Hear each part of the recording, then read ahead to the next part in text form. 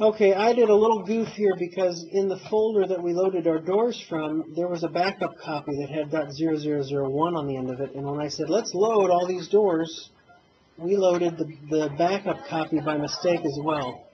And I know some of you, hang on a second here. Some of you had already actually used that door, not just loaded it, but used it. So let's see how we would fix that. If you scroll down in your browser to doors under families, you'll see that probably one of them says door interior swing single flush trim casing angle .0001. That's the backup family that got loaded by mistake. So let's try this with me. If you right click on it and say delete, and it doesn't squawk, you're fine. But let me undo that, and let's pretend I used the wrong one here.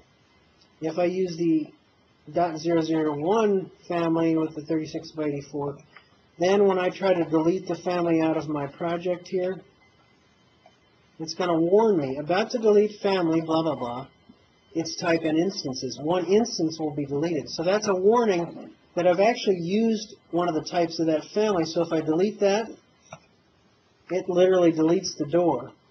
So if you don't want that to happen, but you got that message, just cancel out of it, don't delete it or undo.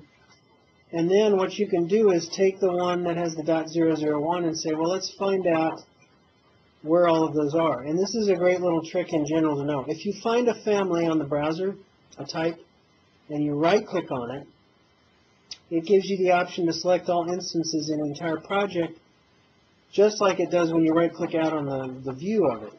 So I'll say, out of the browser, select all instances in the entire project. And it tells me, if you could see this number over here, doggone it, it's this narrow projector resolution.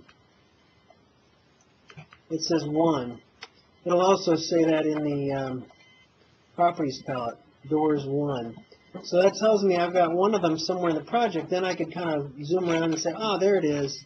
So then I can change the one that has the .0001 on the end to the one that doesn't, which is the other, not the other type, but the other family of the same, the same type of the other family, which would be this guy here.